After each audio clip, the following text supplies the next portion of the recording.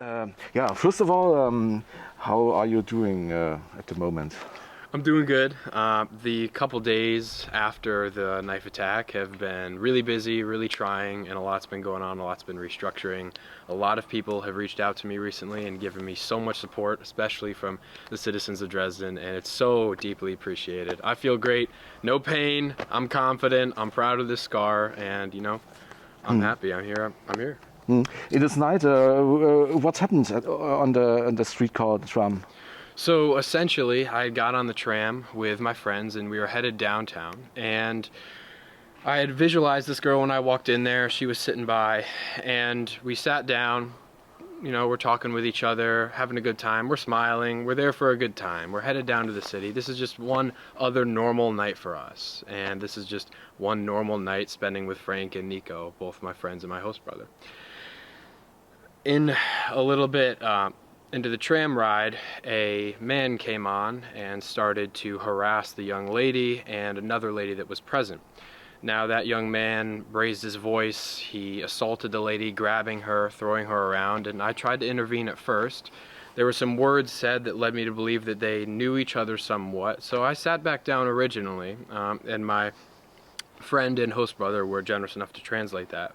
But the man didn't lower his voice, and he kept being aggressive to the girl, and after I sat down, he took a little lap around the little bay area in the tram and kept just ramping himself up with his words, getting angrier and angrier, shouting, screaming, acting violent towards that young woman, and came right back around. She stood up. He grabbed her, hit her with a closed fist, and threw her down on the chair. That is when I saw it fit to intervene to maintain and respect her safety, trying to de-escalate the situation. I reached out my hand to the man, trying to push him backward, keeping distance between me and him and her. But he took that as a sign he could fight me, or a sign to be physically aggressive towards me. And so he was, and he threw his strikes, and we had a slight altercation and exchange, which led to him trying to continue to attack me even after I had maintained distance and reached out my hands, open hands, and trying to protect the young lady. Subsequent to that, a man had, unbeknownst to me, come around the corner on my right, and I just looked to the side after I heard a slight click. The knife went right over my face. I stepped backwards, and my entire hand was red when I touched my face, and that's when I knew I had been brutally cut. Oh. Yeah.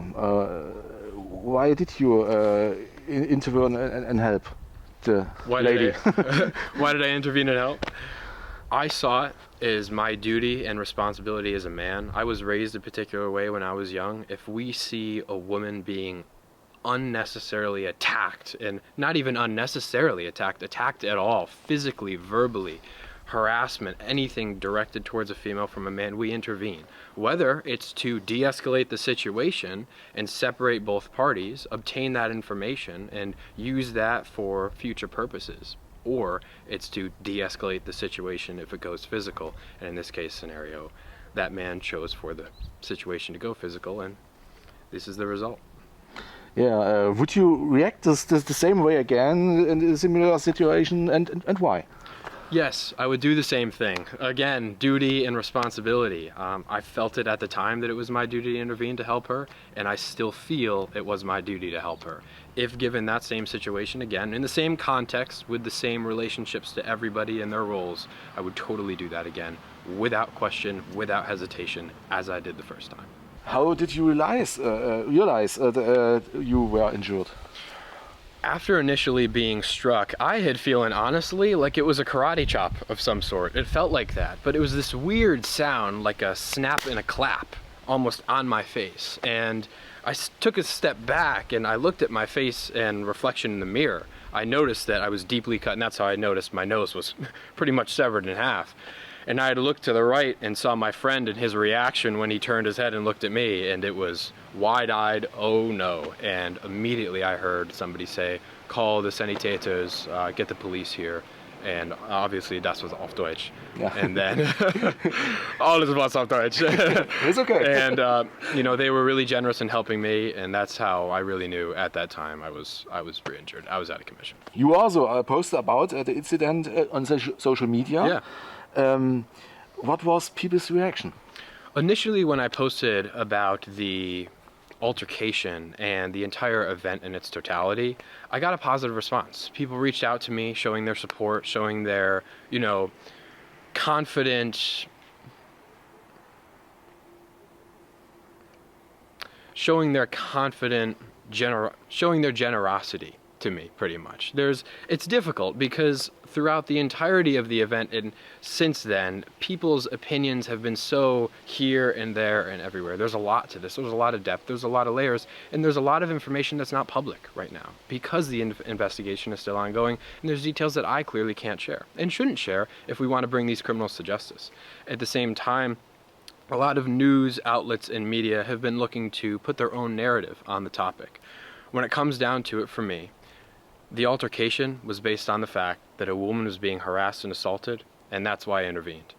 When I spoke on social media initially, I spoke about that, and I spoke about my frustrations with the fact that because of this legal process and because of the current situation, political climate in Germany, with the immigration policies and spanning over the past 10 years, it have really led up to this. It's gotten worse, and I lived for a year in Dresden. I did a Sprachschule out here.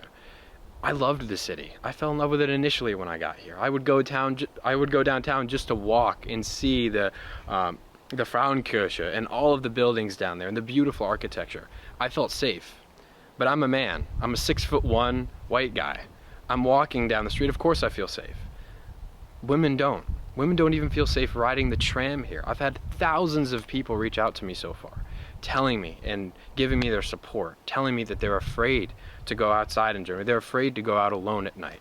They fear for themselves, for their lives, and understandably so. Understandably so. Even me, as a 6'1" white male that knows how to fight, that tried to de-escalate the situation and had friends with him, even I suffered a gruesome injury. God knows what they would have to deal with, and of course they're afraid. Mm-hmm.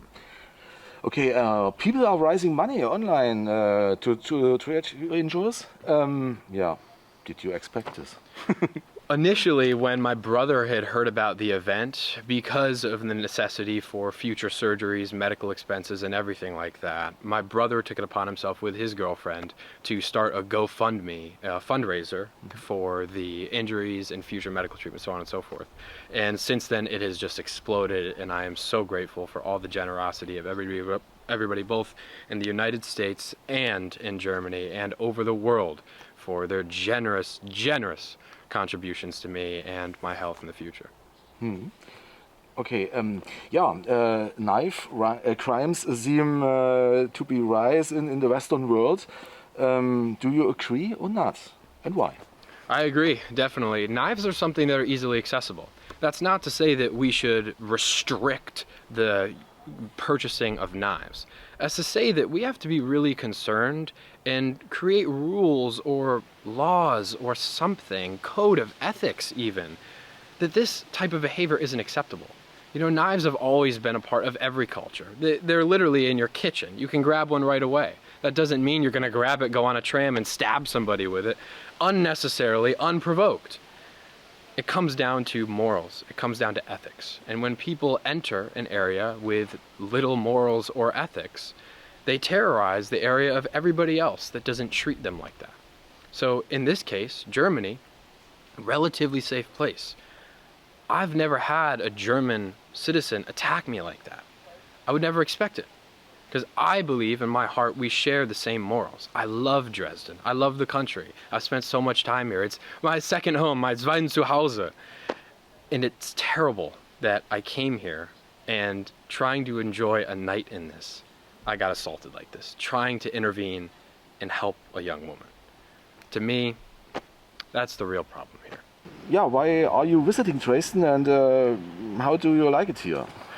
I love Dresden. I always love Dresden. I got the tattoo on my chest, and I still love Dresden. Let me make that blatantly clear. I will be returning after this, despite the injuries I sustained here. I'm visiting now this time to see my host father, to travel Europe with him. We just got back from Switzerland right before this altercation happened, and we were planning to go to Poland, but unfortunately on Monday, the day we were supposed to go, I was still in the hospital, and I'm happy that I'm out now, and it's Tuesday now, so, you know, I'm really glad that I'm out, and hopefully later this week we can still make our trips that we have planned to the Baltic Sea and over to the foothills of the Alps, which I'm very excited for.